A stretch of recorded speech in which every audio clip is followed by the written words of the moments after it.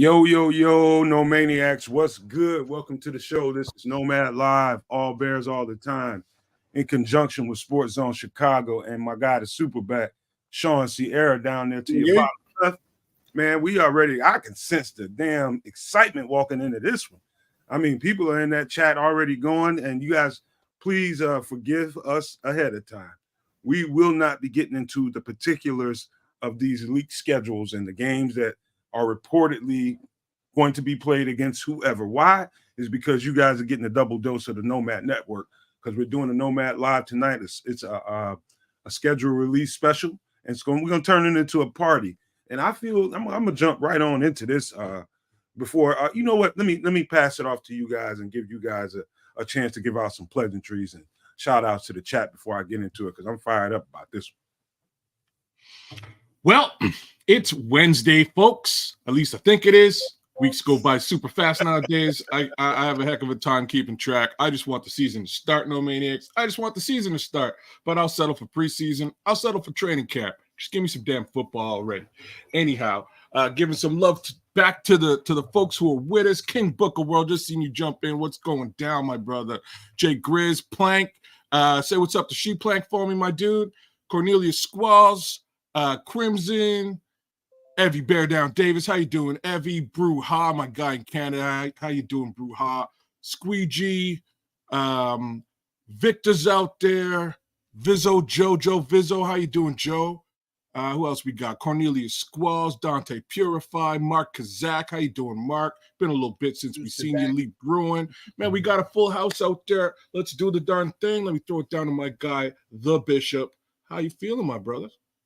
My brother, I'm doing well today. You say you can't keep up with the weeks any longer. You know, that's because of age, my man. Age is oh, man, don't rub that in. You rubbing it in, man. Oh, man. That's what it is, man. Yeah, that means you're not dead yet, too.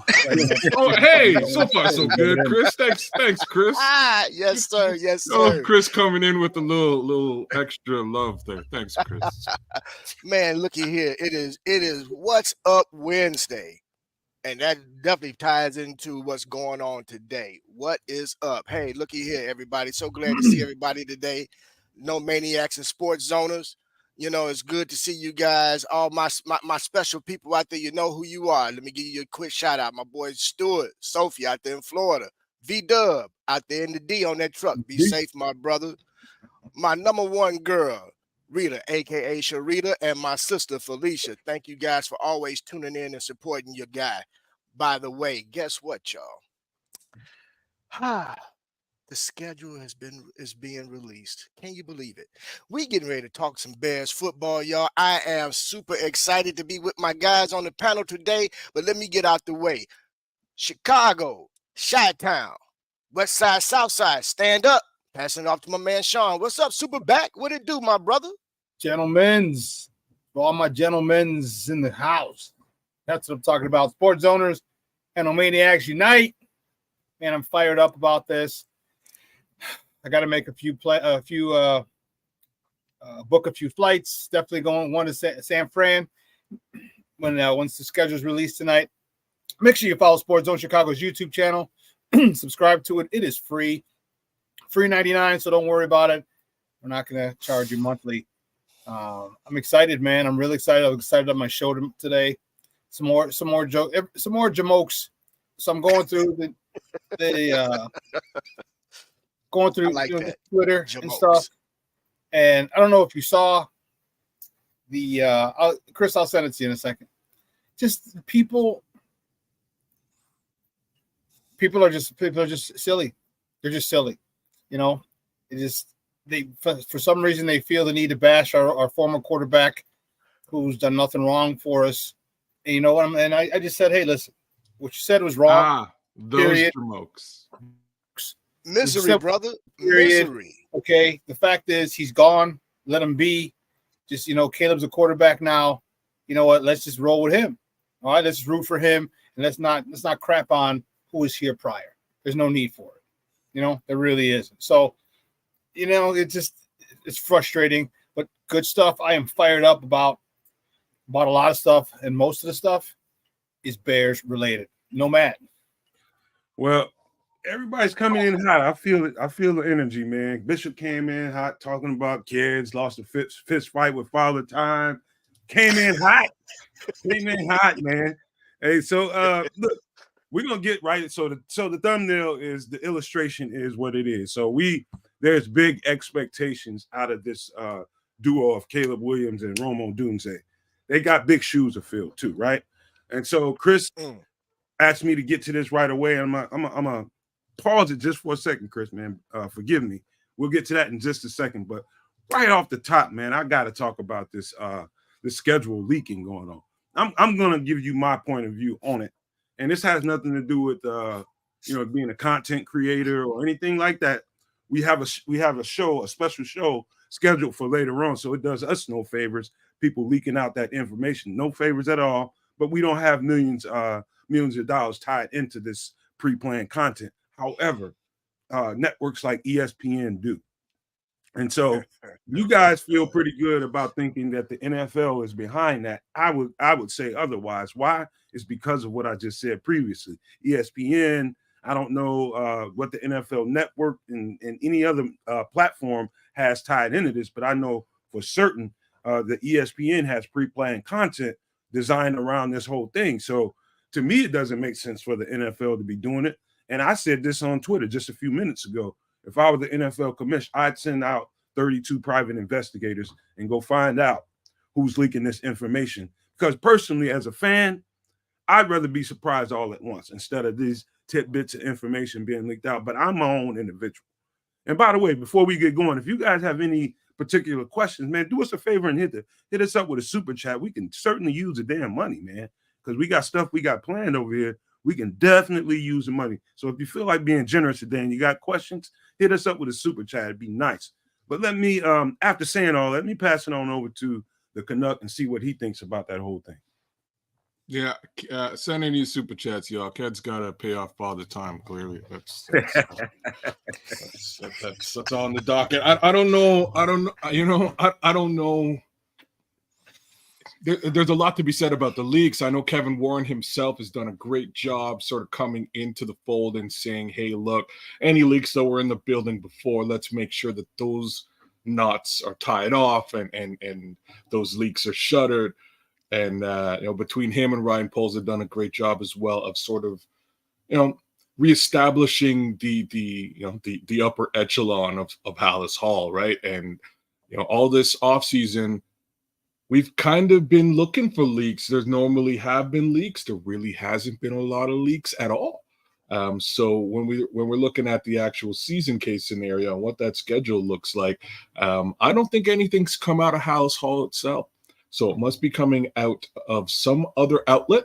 And if it is, yeah, Nomad, you might be right. They may want to investigate where these leaks are happening or what's causing these leaks so that they can actually, prepare and plan around the actual content that they're trying to put forward. With this stuff sort of just slipping through the cracks and falling through, a little bit hard to plan a show like we did tonight or like ESPN would have on a regular Wednesday, scheduled Wednesday. So we'll see how things move forward. But what I can say, or at least my feeling is, it sounds like things leaking out of Hallis Hall is a bit of a thing of the past. Bishop, what are your thoughts? Well, I will say this, man. With regard to Hallis Hall, you're absolutely correct on that, kids. They seem to have really, basically zip that envelope shut with regard to being able to control what comes out of Hallis Hall and who's in control of that. Now, with regard to nationally right now, and I know where Nomad is going to go with this, and I have to agree with him with regard to the major competition between networks now. And it's like everyone's got to try to have a leg up on the other one with regard to getting information out, wanting to drive followers and subscribers and viewers to their stations and channels. And it's amazing to me. And if I was the NFL, I would be a little salty about it as well. Essentially, it may have to get to a point where they don't even allow anybody to know when the schedule is going to come out and then just drop the schedule when they decide to drop the schedule. It's sad, man. It really is that we've gotten to a point where we can't even allow anticipation to set in to get that moment of being like, okay, boom, we got the schedule. Oh wow. Everybody want to try to have a leg up, man. And they say cheating is they say you shouldn't cheat, but it seems to be that cheating has become more of the norm. And I'm waiting to see how what Shawn thinks about it as well as Nomad. But I'm in agreement. I think the NFL should, investigate it and see exactly what's going on. ESPN, now that they're involved in the gambling aspect of everything as well, why wouldn't they want to leak certain games or certain information just to kind of start getting the thoughts and ideas going around as to who wants to do what in terms of gambling, what are the how the different parlays are going to be set up, so on and so forth. And I'm not a gambler, so excuse me if I'm speaking out of turn because I really don't know. I haven't had an opportunity to get involved in that as of yet. Being down here in Texas, they don't allow it. But it's interesting, sad to a degree.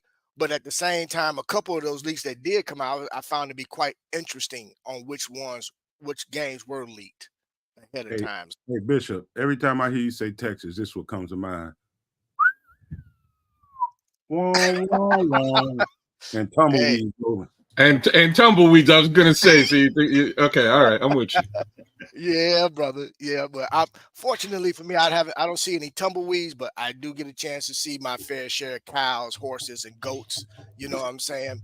So hey, anyway, my man SuperBack, what you think about this whole leak thing, brother? The NFL, I think the NFL's behind it. Rather than them damn selves. Why though, man? Why are you after all that? I'll tell you why. Because what you're doing is you're whetting the appetite of it. You're getting everybody fired up. All right. First of all, the London games. I knew the schedule. I knew they were playing October 13th, a month and a half ago. Barlissimo sent me a thing because you got to have PR over there. So they're doing stuff all over there, and they're letting people know what's happening over there in Tottenham and in Wembley Stadium and all these other places. So all that was available. We just didn't have it here. We just happened to know Barlissimo, and Barlissimo was telling me. And I already called a friend of mine who's a travel agent. I'm like, hey, talk to your people. Here's the dates. Here's the date for London. So if they want to get a jump on it, fine. So I knew that 2 months ago, if not sooner, longer. But what you're doing is you're trickling a little bit out here, a little bit out there. And what does the NFL want? The NFL wants you to talk about the NFL always. All right. They just said the hell with the NBA. We got 2 games streaming on Christmas Day. We can talk about that later, but they're like the NBA. Yeah, nice try. All right. Don't worry, we got this. What you're doing is you're just getting everybody fired up. You're getting everybody talking about the NFL. You're getting everyone fired up, everyone excited over this coming season, and that's what you want. Everybody's it's leak. Dude, the NFL, I'll tell you what. The NFL is an organization. When they want you to know something, you will. When they don't, they won't. All right. Okay. Let me ask you. Let me try you right quick, Shawn. Now, if Sure, you were an executive at ESPN, and with all this going on, you got exclusive rights. You got planned content. You pay millions of dollars for these rights. Would you sue the NFL or ask them to investigate at the very least because of it? If you're at ESPN, they've got a show plan tonight, and we're going to feed off of it for our Nomad at Night tonight. But how do you feel about that? Just imagine yourself being an ESPN exec. How do you know that it hasn't been discussed already? How do you know we're going to have? But this is what I'm saying. Like the NFL does things intentionally. Nothing happens by accident with the NFL. They're too big of an entity. So they're going to say, hey, first of all, we don't know the Bears schedule. We know what? 1 game, maybe 2, maybe 3. Okay, there's 17 games in the season. Okay, so if you get something leaked out for each team, every team gets 3 games leaked out. Is that going to matter? Man, PFF has got pretty much the whole home schedule out there. And if it's right, cool. Then how they got it, I have no idea. But everybody's not tuning into PFF like everyone's tuning into ESPN. Okay, there's going to be certain things. Russell, you're 100% correct. So whatever's being leaked out, I'm telling you, I believe it's done by the NFL, all right? PFF, and maybe someone at PFF has a friend at ESPN, has a friend who works in the NFL. All right. There's a lot of 6 degrees of separation, man. So it reminds me of a completely different film. The film is actually Trading Places. If you guys, I think we're all of that age group.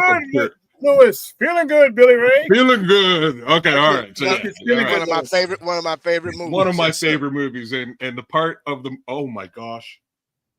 the part of the movie that I love the most is Timothy Curtis topless. Oh, sorry. I've been waiting for you, Billy Ray. No, it's actually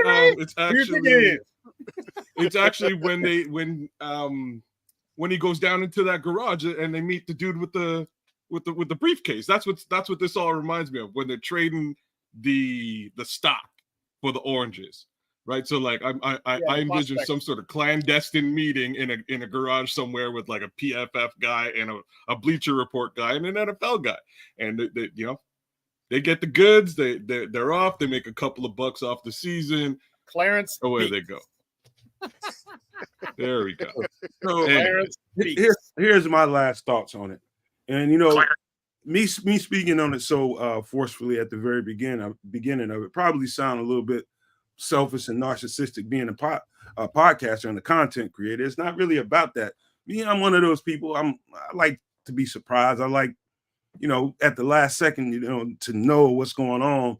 But it leaking out, I don't know. I just, Shawn's probably right, but I do think there's credence to the idea that, man, we need to button this thing up a little bit, because people do have exclusive rights out there, and they do have pre-planned content. And they want to, if you got a whole show like we do, you want to be surprised. Like, have pretty much the schedule be out by the time we do the show tonight, but it's not going to stop us from doing the damn content.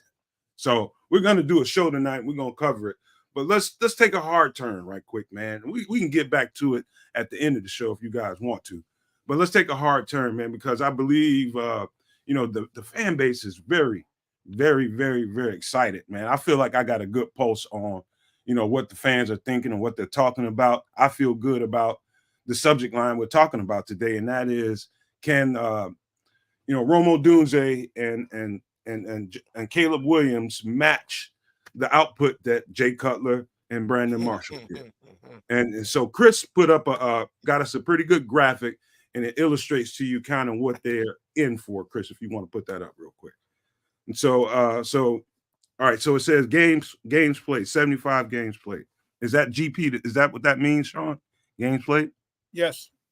Okay, so 63 rush yards for, I guess, Jay Cutler, and a attempt. No, actually, these are Brandon Marshall's stats. In the graphic, the 10 carries for 60 yards, that's Brandon Marshall. 42 touchdowns in 75 games is with Jay Cutler, as is the receiving yards, receptions. And that does include the Denver, their stint at Denver also. There's some pretty gaudy numbers there, man. How about this? I'll let you guys take over and give me your thoughts on what you think Caleb and Rome are in for, and if you think they can do this and get up to par on this level by season one, Shawn. Oh, season one? Hell no. No way. No way in God's green earth. All right, Rome's not even wide receiver one. All right, he might be wide receiver 1C, but that's still third in the pecking order. All right, you got DJ Moore, you got Keenan Allen, you still got a couple stud tight ends. He's not gonna get this type of numbers, as he's not the first option. He's not.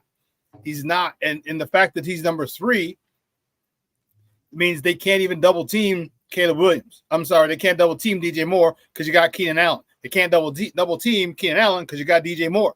So you're going to have to be a lot. There are going to be a lot of defenses playing straight up. And if you're thinking, or if you're asking if they're going to get it eventually, I think they have a real good chance of getting it eventually. Within 5 or 6 years, 7 years, yes, they definitely can get. They can surpass Cutler and Marshall. But year one, they won't be on. I don't feel they're going to be on that trajectory. Excuse me, just because of the fact that you have other options. There's a lot of options. So are we going to score a lot of points? Are we going to have a lot of offense? possibly.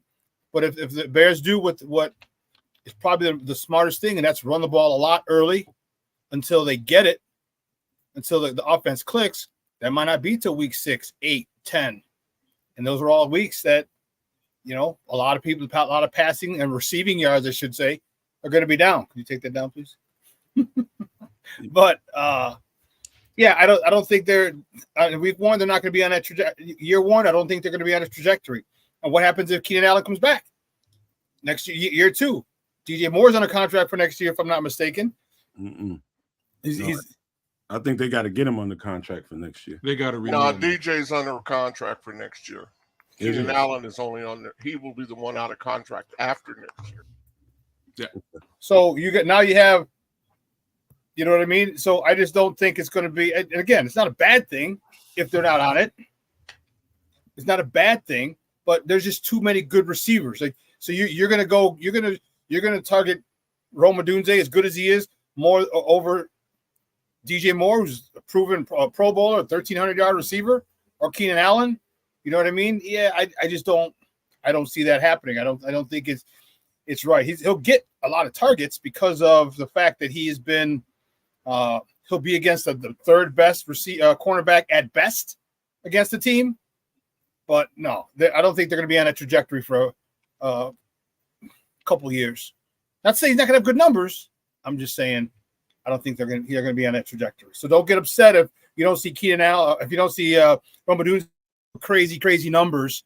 All right, don't worry. It's not that he's in lockstep with Justin. Right, both in 4 years, both have the 5th-year option. They're going to pick up both contracts. Okay, they're both 5th years. All right, so it's a good thing. It's a good thing. All right, it's a good thing to have because now you cannot double team any wide receiver because the second or the third will kill you. Because Rome Odunze could be a number 1 on a lot of teams, on a lot of teams in the NFL. Definitely a number 2. He'll be a great number 2 on most teams. But just too many receivers, too many options for those numbers to be that gaudy as first, maybe even first and second year. What say you, Canuck? I think there's not a lot of meat left on this bone, Sean. You pretty much nailed it, right? There's not a lot more. Like the ball's going to be distributed everywhere, and you kind of pigeonholed more Keenan Allen and Rome Odunze, and there's also a pretty decent pass catching back, or actually a couple of them. There's also 2 tight ends that are going to eat as well. I don't see much of a drop. I'll be completely straight up here. I don't see much of a drop off happening for a guy like Cole Kmet. I also see a fair amount of pass catching action happening with Gerald Everett too, which is why when you start up by saying you think they're going to run the ball a heck of a lot early into the season to sort of allow Caleb and the rest of the team to acclimate, I can understand the science behind it. I think that's also going to be the expectation from defenses. And more importantly, I think you nailed it. Everybody's in single coverage, zone coverage. I think that's going to bode to Caleb's, I think it's going to bode well for Caleb, as well as the receiving core. Do I think that Rome Odunze is going to run away with, a 1,000-yard season this year? Unfortunately, because everybody can eat, and this is a much higher caliber offense than we've ever seen, I just don't think Rome is going to be the guy who really eats this season. But I will say I think he's going to have somewhere between, let's say 600 to 1,200 yards. Like, yeah, I'm giving him I'm giving him a big ceiling here. I know, Sean, I'm giving him a big ceiling, but like the expectation for me is 600 plus. I think he should have just in and around the same type of numbers as Cole Kmet did last season. I think those numbers are going to be split 700 Cole Kmet, 700 Rome Odunze, and potentially another 400 to 700 for Gerald Everett as well. Anyhow, that's my 2 cents. Bishop, what do you think? Well, first and foremost, I want to say this, man. I think it's great and exciting to be able to even put these 2 individuals in the same category of comparison to Cutler and Marshall. When have we had a receiver and a quarterback that could even be mentioned in those 2 individuals comparables. With regard to Rome's numbers, think of it this way. Because he is not going to be the first option, he may get to eat a little more than we anticipate him being able to eat. Because being that third option in some cases, maybe able to catch some defenses off guard, and he get a chance to eat a little more. But with regard to numbers, I'm going to be a little more realistic. I hear you on the 600, between 600 and 1200. I'm going to tick it up a little more. I think he'll have a little more than maybe 800, a little over 800 yards in receiving. He'll split that between him and Komet. I do believe that DJ Moore will probably he may eclipse his 1300 because he is just great with yards after the catch.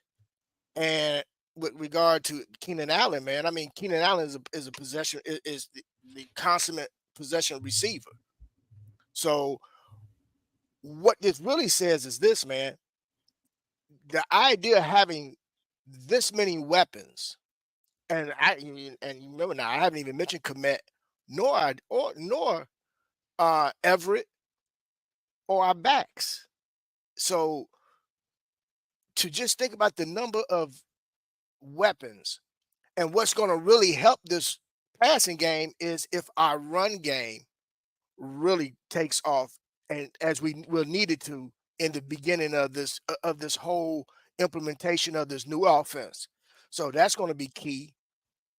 And the short intermediate routes, that's how Keenan Allen's going to eat, along with DJ Moore.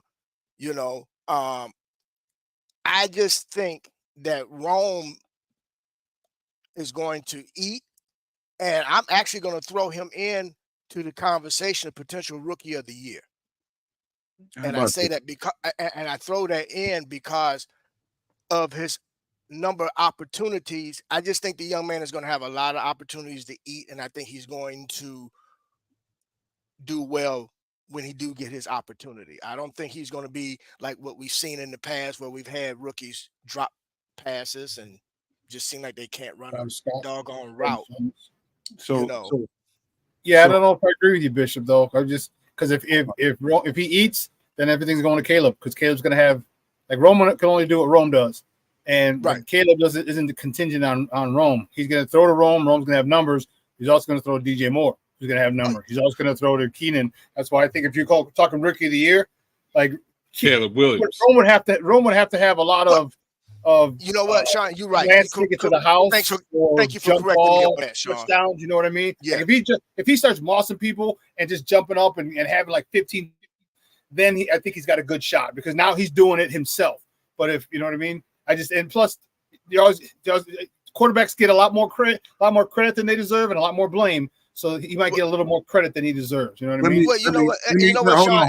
Hold on for 1 second, because we're not going to stop the conversation, but just for the sake of let's do a station ID. How about that, right quick? Because Chris has got to do some stuff, so he's trying to get in and get out as fast as we can. We probably got to get out in an hour, but let me get a station ID right quick, and we'll jump right back to it on the other side.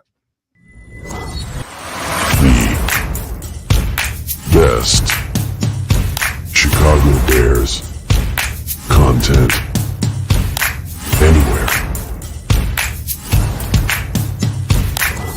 Catch Nomad live pregame 1 hour prior to kickoff, and Nomad at night postgame, and every Friday evening at 7 p.m. Central on all the most popular streaming platforms, and only on the Nomad Network.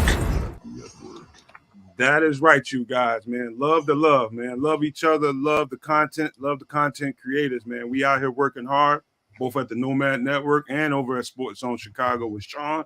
Man, please show us the love. If you have not, pause for a second and please go hit that like button. Free, easy way to support the content, and it feeds the algorithm a message that we're here and you like the content. And the same thing goes for the subscribe button. Cost you nothing, but we greatly appreciate it. It's welcome over here on our side of it, because that's exactly what we're looking for. But go ahead. Let me interrupt you real quick, man. Sean sent me a very interesting video of some of the workout that our new quarterback has, and I wanted to show that before I get out of here, if it's okay. It kind of goes along with No. First of all, is take the volume off of it. Man, I'm way ahead of you on this, man. All right. Did you give courtesy, Chris? No, man. Okay. Let me do what I do. All right, Mr. John, tell him, man. Tell him who I am. No, man, producer right now. That is producer extraordinaire. Thank you, producer sir. extraordinaire. Thank you. Tell him.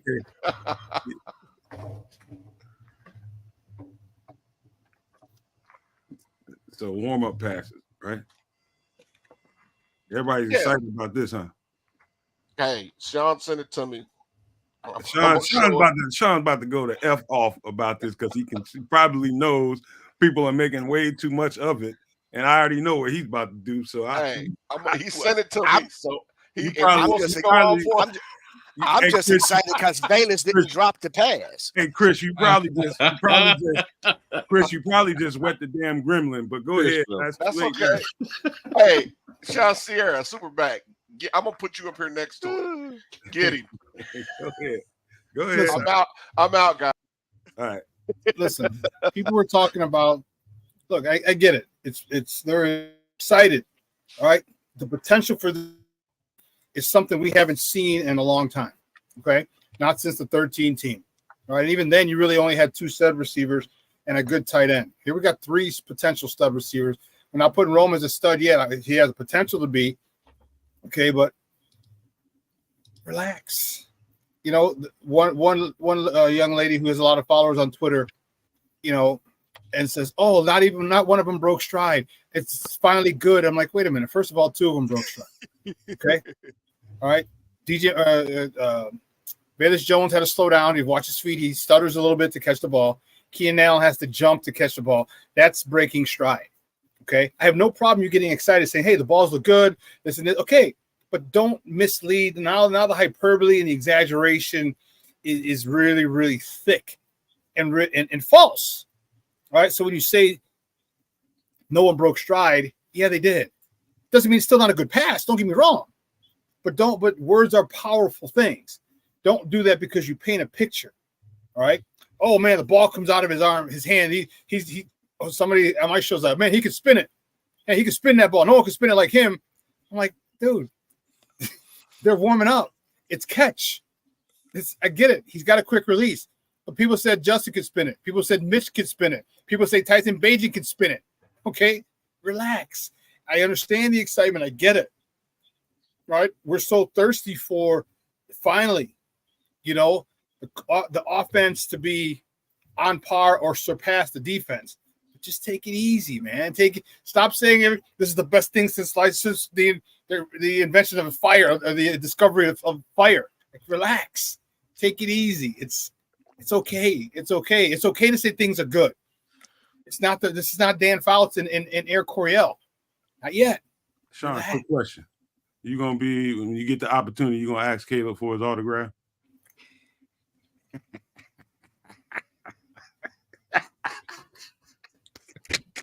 No, man, you're such a jerk sometimes. It's funny.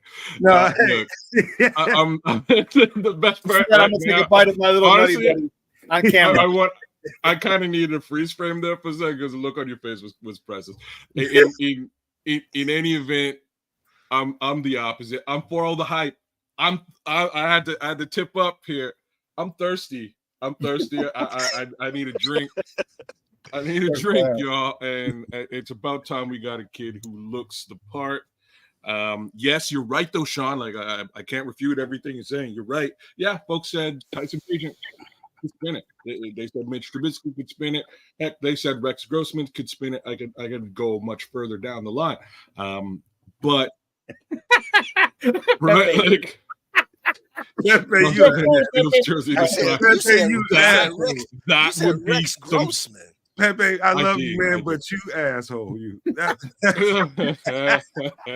got one in my closet too, Papa.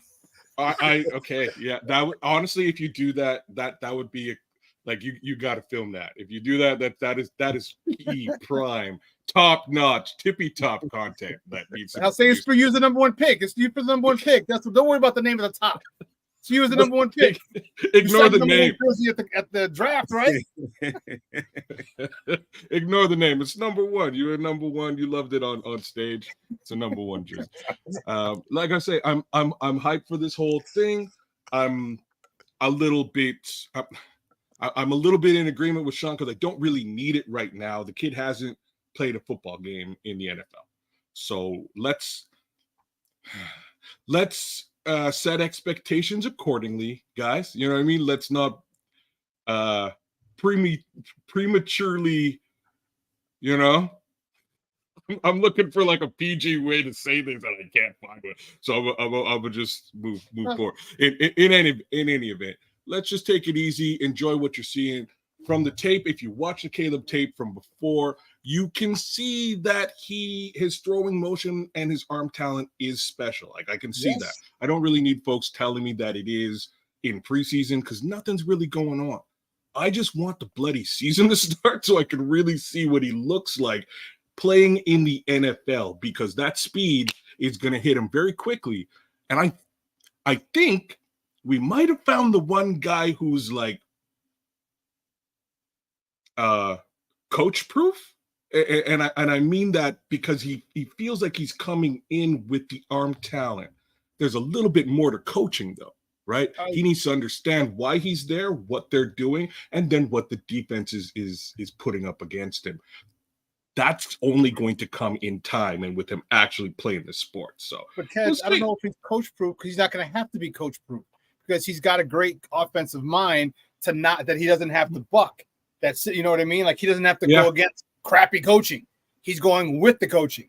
So, you know, when he's going to get this a lot sooner than people think. I'm telling you, probably by week 10, the training wheels might be off, or maybe just one training wheel where now there's a lot more intermediate passing, okay, and not just quick things. He's not I don't want to say coach proof. He doesn't have to deal with it. He's got competent coaches, which is what a lot of our quarterbacks, Justin, Mitch Trubisky, they didn't have that. So, and he's in a great system, and it's not hate. These are legitimate facts. He doesn't have a rookie play caller. Those other two guys did. So you're going to put, and I said this on my show. So if your mom is going in for a open heart surgery, do you want a doctor who's been in surgeries a whole bunch of times but just watched and now he's making his first open heart surgery, or do you want a guy who's done quite a few open heart surgeries before? You want a guy just in the room, or do you want a guy doing the surgeries? I'm taking a guy who's had a whole bunch of surgeries under his belt, not just a whole bunch of looks at the operation. That's what I'm saying. Before you go, Bishop, let me wedge myself in here. I apologize. Lee Bruin, my guy from across the pond, wants to know when do tickets go on sale. I'm assuming tonight when we do the schedule release special, it's going to be coinciding with when they put that out. So that's just my guess. I don't know that for sure. That's what I would do if I was in league offices. Have that prepared before you do the schedule release so that people can go ahead and hit Ticketmaster, wherever the hell people get tickets at these days, and get their stuff. But that's my guy, Lee Bruin from across the pond. But go ahead, Bishop.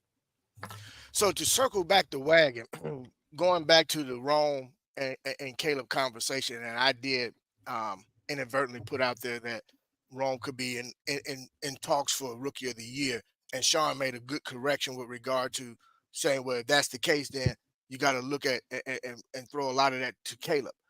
And you're absolutely correct, but I'd throw another little monkey wrench in it. How great would it be to have two guys on the same team be in that conversation? Well, that's exactly off of each other's production. You know what I'm saying? That would be great. That's what we want. That would be ideal. Let me add to the conversation quick. Go ahead, Bishop. You weren't done. But then, and I just want to end it with this. With regard to the video that we just saw, I mean, yes, we had a couple of break stride, but for me, the excitement was the fact that Velus didn't drop the pass. That's my excitement. Velus did not, and not just him. Kyler, neither one of those guys dropped the pass, man. That's exciting. Okay. The ball, how he about was this? spinning the ball, and the arm talents there, and they caught the freaking pass, man. They caught the Here's pass. the reason. Here's the reason why get that in. doesn't Let me get in excite here. me, because I think Velus Jones is probably the world's greatest practice player. Period. That's just my assumption right now. He might be the world's But he dropped greatest passes in player. practice last season. Last year, You had to ruin Let it, me Fish. get in here. he did. He did. I gotta In get in here. OTAs, he dropped passes, bro. I gotta He get did in last here. year. I gotta get in tried, here, man. no man. I gotta I get in. tried. There's some crummy ass podcasting going on right now. But let me pick this thing up a little bit, because this leads to the conversation we were having before that video that Shawn wanted to play, was, you know, about the expectations for Rome Odunze, right, and Caleb Williams. And so Kerry Joseph says, you know, that Caleb Williams is light years ahead of where they expected him to be at this point. You know, I heard there's a conversation going on about Kerry Joseph getting a call at about 10:30 in the middle of the night asking why they're blocking up different plays, reasons why they're blocking up different plays. I tell you why I think that's a good sign. Because you want to know why for every situation, for every play. Shawn, you know that. You want to know the whys for every situation, whether it's a blocking scheme, how they're blocked. I mean, all that stuff is important. Once you've gotten down to the point of, you know, you're absorbing that information, the route concepts and all that kind of stuff, now you're down there looking at how they're blocking it up. And so that's a pretty good sign to me. Here's what I would say to that conversation about you guys having about what Rome Odunze can do with Caleb Williams in year one. Here's why I say styles make fights, matchups make fights. It depends on the type of coverage. Let's just say we run into teams with man-heavy schemes right off the top. Here's where it lends into Rome Odunze's favor, because Keenan Allen and DJ Moore is going to absorb the coverage from cornerback one, cornerback two. That means Rome Odunze is going to end up on a safety or some nickel corner who's probably third on the depth chart. So that lends into the favor of Rome Odunze being able to put up decent numbers. And so what those numbers look like, I don't know. But that does play into, depending on what team we're facing, and if they're a man-heavy team, he's going to get the third cornerback most of the time. So if you guys want to respond to that, go right ahead. Well, what I said before today, early on my show, was the Bears have done a good job. Okay, they've done a good job because of the fact that Caleb's his quarterback coach is good friends with Waldron. Okay, so they have a lot of stuff. And if you watched and you showed the clip with Dan Orlovsky about the playbook, and then I showed today the thing about the cadence.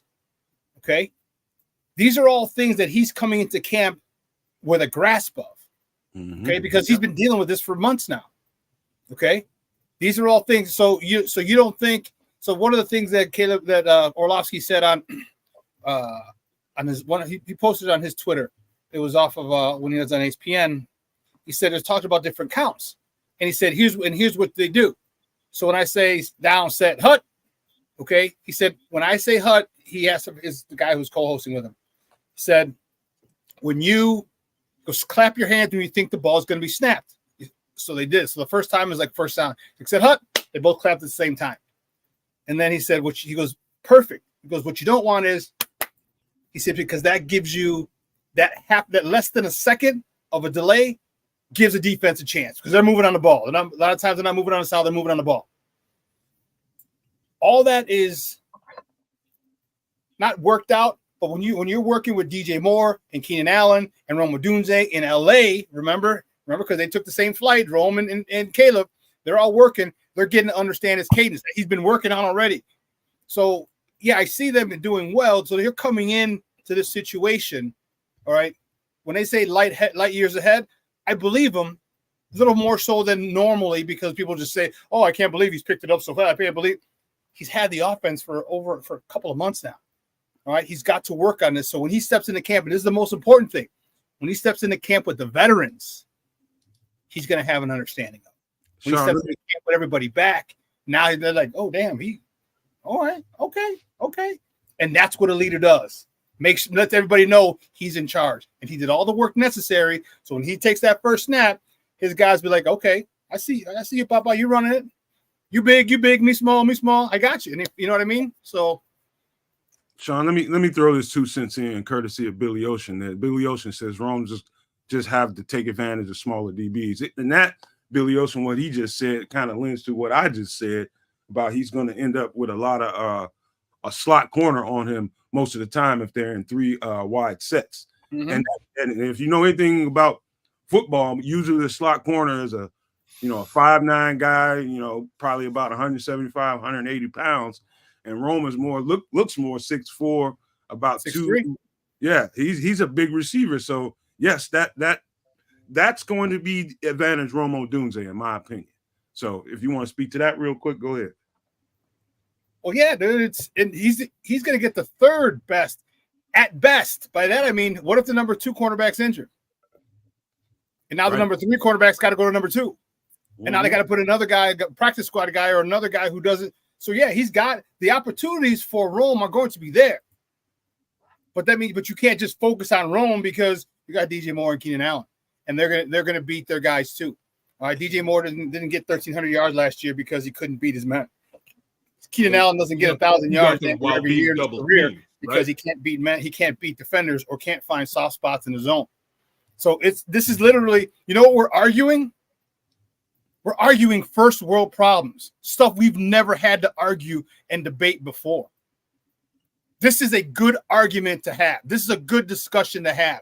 We've never had that before.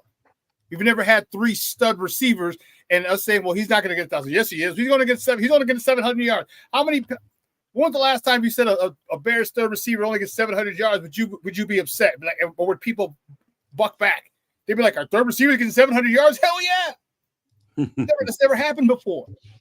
And it's a situation that we've never experienced because it's first world problems. And you know what? It's pretty damn good to have first world problems when it comes to the Bears. Before you guys go, hold on. Let me give a shout out to my guy Eric Christensen, one of the Nomaniacs. Sounds like he just got engaged this weekend, man. Shout out and praises to you and good vibes to you and your lady, Eric, one of the Nomaniacs. I'm gonna give you a little bit of marriage advice, even though I'm an unmarried man.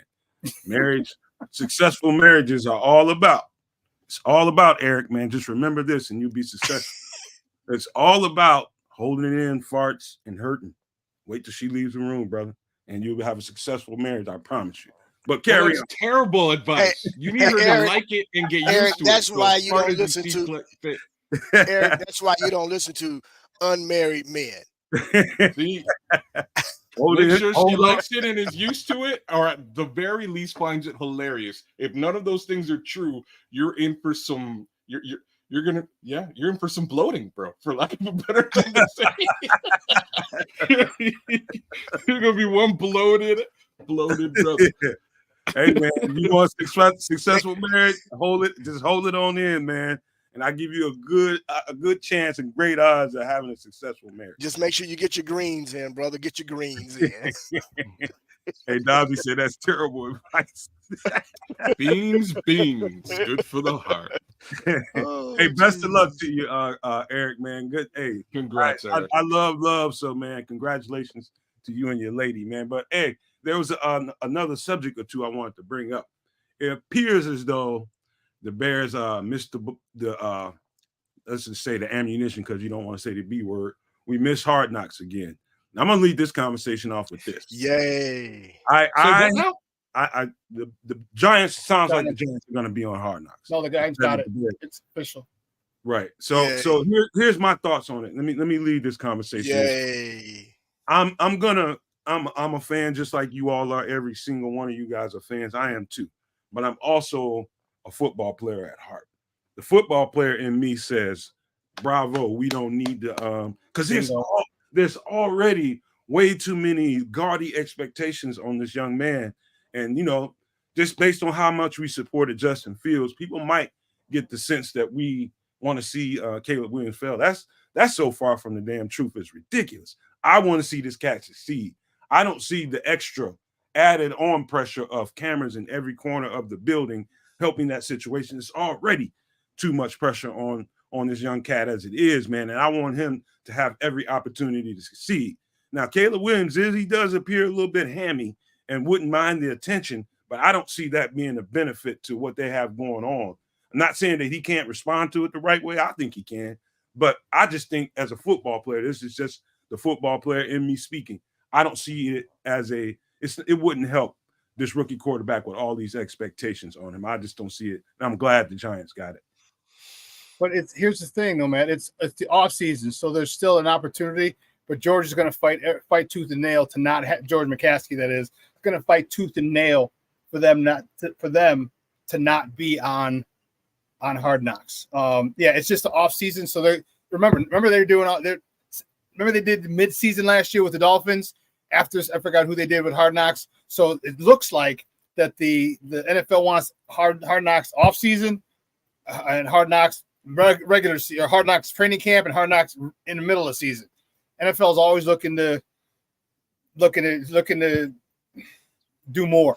All right, because remember, wasn't it the Dolphins last year that they picked up midseason? Excuse me, they started covering earlier in the season. Was I'm it? not sure if they did them. I thought they did. They did one in the middle. Started in the middle of the season or for the regular season, not just the. What did you just ask? I said, wasn't the Dolphins the ones that they did last year, like the middle of the season, or was it just for the regular season? Because Hard Knocks usually goes up just to training camp. You know what I mean? I haven't seen Hard Knocks in a few years. I wouldn't know. It might have been the Dolphins. I don't know. Yeah. Okay, and that's what it seems like. It just seems like people are like it seems like that's what the NFL is doing. So shout out to Joker real quick. Salute. Joker says from Compton, California. Sir. Shout out to Yes, Joker. sir. First time. He says his first time being in here, man. Welcome to the family, Joker, man. We always welcome new fans to the family like that. Shout out to you out there in Compton, man. Welcome to the channel, man. Coming straight out of Compton. Make sure you hit that subscribe button and the like button for us, man. We love you already, man. Welcome. But go ahead. I know Joker, I do, brother. Joker, eh? I'm big Death Row fan, brother. Yes, sir. Joker, little Joker, eh? Little Joker, eh? Ain't see? Oh man, too funny. So what? Guys, go ahead, kid. My bad. No. You go. You go. No. I was just. I thought everybody kind of forgot what we were talking about. I was going to re-up it. Yeah, we're talking Hard Knocks. We're talking. So okay, first thing for me to say is this. First thing. So if almost no teams, there's only a handful of teams that haven't done Hard Knocks at this point. I'm just trying to figure out, like, will there ever actually be a opportune time for the Bears to do Hard Knocks? Like, that's really the question to be asked at this point. There will be. I think will that be like the year after we win the Super Bowl? Does that No. does that make sense? No, No? I honestly. What if we win the Super Bowl this year? Oh well, When would we ever do it? the year And after. what? Probably. Okay. Well, then it'd have All to be after the Super Bowl because we didn't do it this. You know what I mean? Because we didn't do it this year. I'm just saying it's like I hear where I just where don't Nomad think is George coming wants it, from. bro. He's It's not saying about again, it's not about a good time. George You know just what? doesn't want it, and that's. Oh no, I'm being a little bit facetious. I know Okay. George wants nothing to do with this, and his idea is, again, we want to control all media in and out of household, period. And that's what his idea has always been. It hasn't been the actual fact or case. Same token, this can be disruptive, just as Nomad is saying, to the actual team and its progression this season. I get that too. Kid, quick question to you. Do Yeah. you think George's mindset, you think he made that decision solo, or did he let that filter out and throughout the building and feel it out, put the feelers out about how everybody else, Ryan Poles, his crew, and coaches and their crew, do you think that filtered out to everybody else, or do you think McCaskey did that on his own? Well, I think it's a group conversation to be had, but coming in the door, sitting at the head of the table, George is going to be like, yo, y'all know I don't want to do this, right? Like, you know what I'm saying? You're sitting at the table. I don't want to do it. What the rest of you guys? I'll take your what does opinion, but everybody just else know think? I don't want to do it. I have no interest in doing this, by the way, right? You know what I'm saying? Like, that's really what he's coming to the desk saying. And then Ryan Poles will sort of set up and say something very similar to what you just said, and that's, I can see how this could be detrimental to the growth of the squad. Well, And then a continual conversation happens. I want to throw this in, and I don't want to. I'm going to use Nomad's word. I don't want to poo-poo on anything. However, I don't think this off season now would be a great time to do Hard Knocks. But at the same time, I'm going to throw a question at you, and then I'm going to throw this at you. One, what team has benefited from Hard Knocks when they've been on Hard Knocks that off season, first and foremost, and outside of the personalities being put out there for everyone to get to kind of intimately know different players and kind of seeing the inner workings of a football team, what would they really have to gain from it besides publicity? Well, besides publicity, nothing, and that is a massive factor in that table discussion I just described. What do we have to gain from this? And the answer is maybe a couple of bucks and a little bit of publicity. It's not going to help our team in any capacity. Yeah. I'm going to flip it a little bit because I think Caleb actually has of in comparison to almost anybody in the NFL. I think Caleb actually has the personality to win and use this as a platform to bring more eyes to the Chicago Bears. But again, publicity is all that we stand to gain, right? Like, it's not going to help you. They're the Chicago Bears. They're the Chicago Bears. They got eyes on them anyway. Hold on. Here's what I don't want to happen, or what I think. Go ahead, Nomad. Just real quick, I would throw this into to the lexicon of this conversation. I think it might be just a little bit different if we already had shovels in the ground for that new stadium somewhere. I think it makes it a little bit more interesting. But I had to throw that out. I'm so surprised that you did that because you hate the stadium conversation. It's going to bring. If they change the socks, it's going to bring a lot of eyes to that. It's going to bring a lot of eyes, a lot of the ugly stuff that's going on. And the one thing, the McCaskies are old school. You know what I mean? Like, keep our business in house. All right. I know the Maras are old school as well. And it might, I forgot, someone said it might put pressure. I think it might, but I just don't think George wants that, especially with the stadium thing going on. And, they're talking about, the way that the taxes are going to be, no taxes, no this, no that, but you're just refinancing the old taxes and things of that nature. So I just don't think they want all that negative publicity because people are going to look into it. Like, oh, okay, the Bears, because they're going to have to talk about the new stadium. You can't do it in Hard Knocks and with a team that's trying to find a new stadium. And then people start looking at it, it's like, oh, wow. Okay, now it's going to give them a bad look, which is why I don't think that George is, like I said, George is like, yeah, let me hear your opinion. I don't want to do it. I don't know if I mentioned I don't want to do it, but let me hear your opinion. Real quick, let me get in here with FFG Styles' contribution. Thank you for the $5 super chat. FFG Styles says, Nomad, will you have a game day party for game one? A game day party for game one this season so the fans can celebrate the team and the podcast this year in Chicago. FFG Style, my answer is hell yeah. We are absolutely going to do one game one.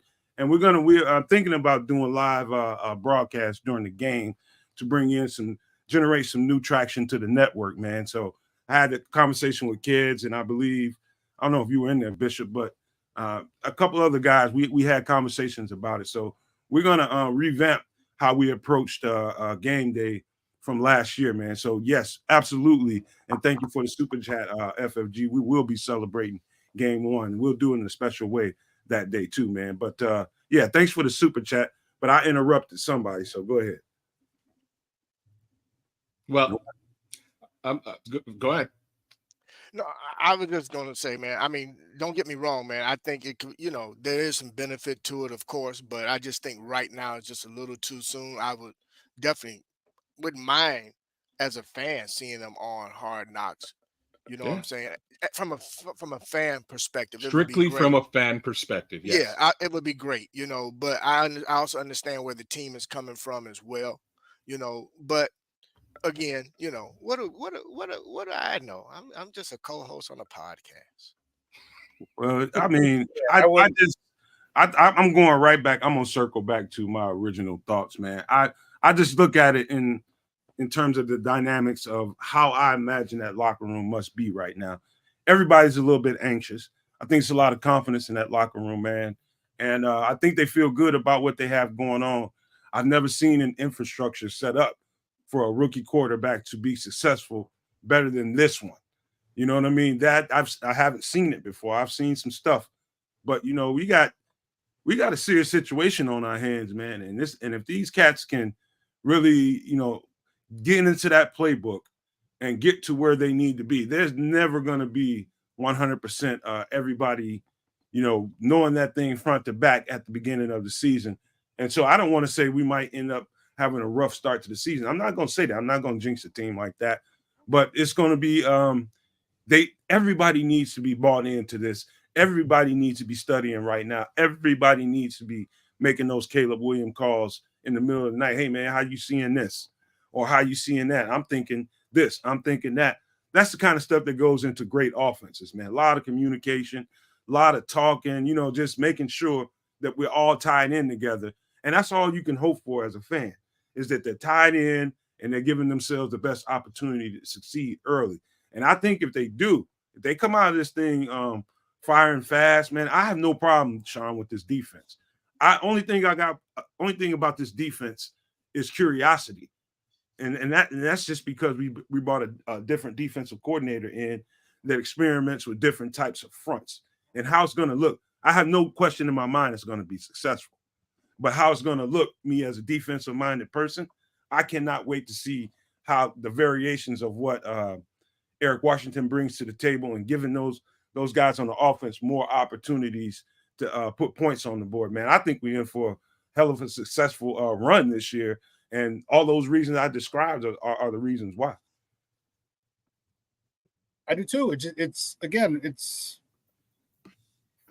the fact that he's had access to some parts of the playbook and some parts of the things that Dan Orlovsky had talked about is huge, which is why I said probably by week 10, this thing taking training wheels off, man. And they're gonna, you know, and as I said earlier, if they realize, okay, we had a rookie quarterback, all right, and you know how guys are, we're all competitive. So you think guys, oh, he's the number one quarterback, he thinks he's all this. Let's welcome him to the NFL. Okay, that's how guys are. 100%. If they make sure that run game and that short passing game is efficient and is really on point, they're going to get destroyed. Other teams are going to get destroyed deep because all of a sudden when they start hurting you short, and all of a sudden you think they're going short, and now they double move you. Now they have someone an over route behind you because you've hit the slants 40 times, 30% or 40% of the time when on a blitz because you're command analytics. So, every time they come pressure, Caleb tends to throw a slant to the right side with DJ Moore or Keenan Allen. Well, guess what? Now the other guy's running an over route on the backside with a tight end up the seam to occupy the free safety. So now you're going to see all this stuff. So there's a lot to be excited about.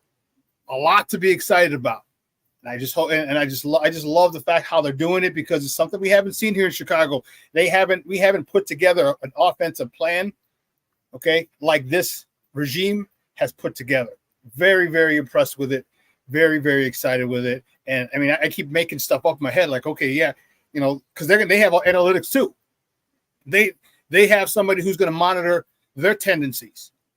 Okay, so what do we do on third down? Well, on third down in this, we like to do this. On third down, okay, well, here we're going to have a play drawn off of that because whoever we're playing this week knows we like to do this on third and such and such. And the most important thing about it, they have the talent. They have the talent to make more than one or two or three people make you pay. More than one or two or three people who can make you pay. And that's phenomenal. Something we haven't had here since probably 2013 with Brandon Marshall, Alshon Jeffrey, Martellus Bennett, and Matt Forte. Those are some good weapons. And now we have just as many or maybe more. Yeah. It's funny, Shawn. I'm glad you mentioned that too about the mid to intermediate routes, because one thing that I did see on Twitter, and I saw it someplace else when they were saying during the course of this past weekend when the rookies were working out, that they did see that there's one area that Caleb does need to work on his game, which is actually coming across the middle of the field.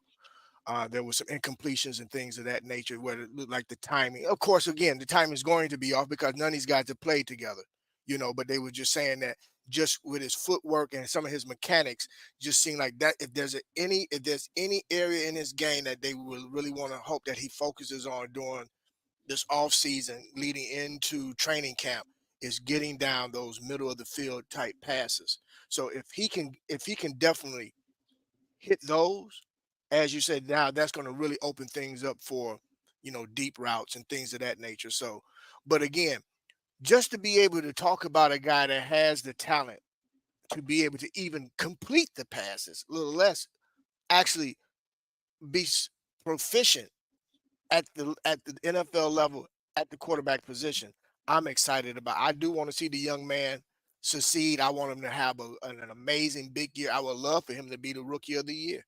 You know what I'm saying? And have his receiver in conversation along with him for that. It's been a very long time since we have had the opportunity to even talk about the level of talent where we could be excited about, could we win 10 games? Could we go to the playoffs? Are we going to be competitive? And the fact that for the first time, and you, Shawn, you touched on this earlier, and I know I spoke about this previously on other shows, the fact that we finally have on the offensive side of the football real coaches that know what the heck they're doing. Been doing it for some, and this is the first time that we've had something that's been doing it for a long time, other than the Mike Marks. So And he was a jamoke. Thank you. Get rid of Greg Olson. All he can do is catch the ball and run with it. But I'm just saying, get out of here, man. But just a guy that had, just somebody that has the tenure and the ability to finally put together plays and be able to scheme guys open. I'm excited for it, man. I can't wait. Like I said right now, man, I'm ready for some football now, but I'm going to temper it down a bit, bro, and just get myself prepared and ready, get my jerseys and stuff in line, get my hats and stuff in line, because it's coming, baby. It's coming. Hello, right? So for me, I think back to year one with Nagy, and I know that name may rub people the wrong way, but year one was a little bit. He's a salesman of some sort. I know he definitely sold some real estate out there for a little bit. I'll leave Matt Nagy alone. In any event, I look at that year, and the beginning of that year was a situation where the league really didn't know what he was about. So he was able to bring in an offense and do some pretty cool stuff. I'm not so sure the league really knows what's happening here, right? This team's never played together, and that's one of the things that we're going to sort of sit and look at and go, okay, rhythm and timing is going to take a little while to come together. And that's understandable. But at the same time, the rest of the league isn't really familiar with playing a team that has a 1A, 1B, 1C wide receiver case scenario. That's a little bit different. There's not too many teams out there that in a Bears jersey never happened, right? Never, ever happened. And one more time, I'm going to go back and say, and take a step away from 1B, 1A, 1B, 1C, and then talk about the tight ends. Those two tight ends are not to be overlooked. I'm saying there's 1,500 yards sitting there easily, right? Like 1,500 yards. And then you've got DeAndre Swift. And I'm really talking about a pass catching situation. I'm really hoping, and my hope is that they catch the league off guard in the first couple of weeks. I really want Caleb Williams to have the opportunity to come out there, and I'm not putting the world on his shoulders, but I'd like to see this team hopefully take the league by storm, because they're just not really ready or prepared, A, for Waldron, B, for this entire offensive shift, and C, hopefully the coaching staff, which has changed. You know what I mean? This is a bit of a new thing. So my hopes is first couple of games, we might be able to take advantage and start out a little bit better than we have these last few years. And if that's the case, we might have one heck of a season ahead of us, guys. Kedz, you're on point. You're very right, because of the fact that what I said earlier, Caleb has had has been introduced to this playbook for months. Yeah. So what would take 6, 7, 8, 10 weeks to kind of understand and master, that's condensed. Now he just got to get out, and he's already been working. The rest of the guys in line, right? He's got to work on his cadence, and that can take a couple preseason games. You know what I mean? Yeah. Like, here, we're going on quick count. You may not even need to go on quick count, but we're going on quick count because I need you to understand. We're going on 2 because I need you to understand my cadence. All that in practice, all that in preseason games. It might happen week 6, week 8, that all of a sudden it clicks. And he goes hand. It might. Well, and then you're right. Then people are talking about those 4,000 yards and 30+ touchdowns. Then that's a real possibility. How about this, guys? Because we do need to save something for tonight's show. Nomad at Night will be all about the schedule release special. Kids, if you want to get your clothes ready, man, ahead of time before we do these shout outs before we get out here, that'd be good. But Sean, hey, huh? What you say? I'm messing with you. I'm trying to keep it smooth, bro. Anyways, keep going. All right. Sean, if you want to bust up in that thing and do some evaluation of the matchups tonight, man, we going on at 7 Central, man. Feel free. I will just I will float that invite out there to you. And if you feel like coming in, you come on in. Not, man, we'll see you tomorrow. Not tomorrow, but Friday for Nomad Live. But how about this, man? Let's give some shout outs before we roll up out here and get ready for tonight's show. Sports owners and Omaniacs Unite. Great show. Love talking to you guys. Love talking this. Temper our expectations, okay? And the reason I say that is if it doesn't happen, we're all let down. Be excited about the possibilities. Just don't go overboard. Just don't go overboard. And trust me, we'll see it. We'll see it. We'll see when Caleb gets it, or this offense gets it as a whole. And you're like, aha. This is just be where our feet are at. All right. Enjoy the moment. He's throwing some veterans, after rookie mini camps. So they were most likely just in town and want to catch some more footballs from him. Perfect. All right. Enjoy it. All right. But just enjoy it is all I'm going to say. There's a lot of season left, and I think a lot of good things are going to happen this year. All right. Just the way that this organization for the first time has really laid the plan very efficiently, extremely efficiently for their quarterback and in turn for this offense. So, Bishop. Hey, no maniacs and sports owners and everybody who's been, following us today and in the chat, as well as just watching this show and listening to the show. Thank you again for hanging out with us a little past an hour, as you always do. We definitely appreciate it. Sean, I'm with you on that, man. Just temper the expectations, but more importantly, we're not telling you to temper your excitement. We're all excited about what we have coming season. The off season is going to be great and phenomenal to just kind of, peek in and see what's going on. You got voluntary OTAs getting ready to ramp up here in another week or two, another 2 weeks, I think. And then, after that, everybody's going to come together and we're going to have training camp, so definitely want to be, we want to be excited, but, temper the expectations, but more importantly, I want to touch on this. On Monday, Nomad had mentioned something about, protecting your frequency. And today we talked about football, and football is the ultimate team sport. I want to touch on this. I want everybody to just kind of concentrate on this word for the rest of the day. Consistency. Consistency is the key to anybody's greatness, being able to more or less be successful in life, whether it be in personal and or business. Consistency is the key to all relationships. Just whatever you're trying to do, whether it's weight loss, whether it's within your marriage or your relationship, be consistent in your communication. Whether it's business, be consistent in the different things that you're trying to do in terms of marketing. And if you're a coach, just be consistent with regard to what you're teaching your youth or the young men and young women that you're coaching. But consistency is the key. Just marinate on that word. See how that apply. Try to apply that to your life and see how you can apply it to your life and see if that helps you in any way possible. I know I'm working on it. I mentioned it to Nomad in the studio earlier that consistency is something that I'm definitely working on, and I'm starting to see some results from it.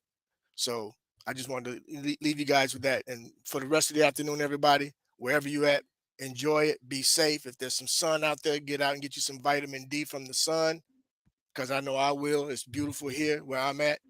And I'm going to pass it off to my man, the Canuck. What you got to say, my brother? Well, consistency is key. I'm in full agreement with that. See, this is why I usually go before the bishop, because he generally gives you guys some good, good life stuff to think about. I have none of that for you. All I have is bear down, claws out. Love y'all, no maniacs. Make sure that you like, share, subscribe. Talk about the show. Leave a comment on the YouTube channel. Share it on your social media feeds out there, and help us blow up and explode. We love you guys. Thanks for hanging out with us and giving us an hour of your time. And all we ask from you is, again, one thumbs up. That's all we ask. Anyhow, my guy, Nomad. So, and I'm gonna close kind of piggybacking off of what Keith said. And it's really, I'm gonna say this to you so many times, I'm gonna try to take my DeWalt drill and put this into your head. Protect your energy, man. I say that at all costs, man, because you and your energy is going to determine what you have moving forward. If you allow yourself to get drawn down into the muck of life and people that live in that and thrive in that pigsty, you better get used to being in it with them, because you haven't done what you needed to do as an individual to protect your own frequency and your vibe. And so find people that help you stay there instead of those people that will try to pick and pull you into that space, man. It's more important than everything. Another thing I'll give you on the way out of the door, man, some advice. People that live down in that space, in that under the frequency, crazy things happen with people like that. And you never know who you're meeting wherever you go. You can be at the gas station, the Family Dollar, or a damn grocery store. Watch your surroundings, man. See where people are. That's key, brother. Read That's them. Key. Read the people. Don't just go in there and grab your grocery cart and start shopping and getting to your destination. Look at the people around you. It's usually indicators when things aren't right, man. You can kind of sense them. You can kind of see them sometimes, depending on how how you see things. I mean, just be careful, man, because those people under that frequency, man, are prone to do some crazy stuff. And it can happen to anybody. You can get caught in that muck anytime, anywhere. So watch where you go, and watch the people around you. Watch your surroundings more importantly than anything. But before we get out of here, don't forget, Nomad at night. We're doing the schedule release special. We're gonna have a party tonight, man. So pop them bottles, man. Get that beer ready. Get that stuff on ice. We're gonna have a good time. Yes. Get you some wings, whatever you need to do, man. Because I'm bringing it tonight, and hopefully we can get some of these guys in here to do the same thing. But I love you guys with all my heart, and ain't a damn thing you can do about it. But we got to get ready to get out of here and get ready for the show tonight. So before we go, I got to leave you guys with these famous words: love, peace, and hair grease, y'all. Shot City. Peace, y'all. Stand Bear up. down. Yay. Home.